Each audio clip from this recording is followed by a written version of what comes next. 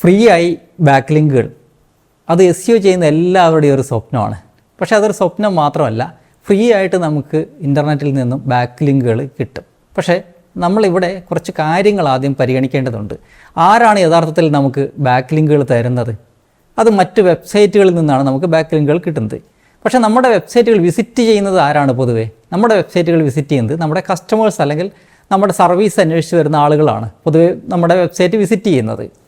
അപ്പോൾ അങ്ങനെയുള്ളൊരു സാഹചര്യത്തിൽ മറ്റ് വെബ്സൈറ്റുകൾ നടത്തുന്ന ആളുകൾ നമ്മുടെ വെബ്സൈറ്റ് വിസിറ്റ് ചെയ്യണമെങ്കിൽ നമ്മുടെ വെബ്സൈറ്റിൽ ചില സ്ട്രാറ്റജികൾ മാറ്റേണ്ടതായിട്ടുണ്ട്. നമ്മൾ സാധാരണ കണ്ടൻറ് എഴുതുന്നത് നമ്മുടെ കസ്റ്റമേഴ്സിന് വേണ്ടിയിട്ടാണ്. പക്ഷേ നമ്മുടെ കസ്റ്റമേഴ്സ് നമ്മുടെ വെബ്സൈറ്റിൽ വന്നു കഴിഞ്ഞാൽ നമുക്ക് ബിസിനസ് ഉണ്ടാവും, അത് തീർച്ചയാണ്.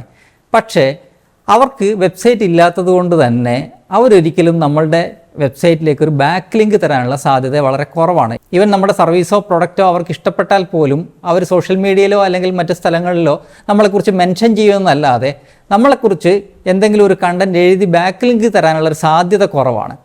അങ്ങനെ ഒരു സാഹചര്യത്തിൽ നമ്മൾ എന്താണ് ചെയ്യേണ്ടത്? ഇവിടെയാണ് നമ്മളൊരു തോട്ട് ലീഡർഷിപ്പ് കണ്ടൻറ് എന്ന രീതിയിലേക്ക് ഇൻഡസ്ട്രിക്ക് കൂടി മെച്ചപ്പെടുന്ന രീതിയിലേക്ക്, അതായത് ഇൻഡസ്ട്രിക്ക് റെലവൻ്റ് ആയിട്ടുള്ള കണ്ടൻറ് നമ്മൾ പബ്ലിഷ് ചെയ്യേണ്ടതായിട്ടുണ്ട്.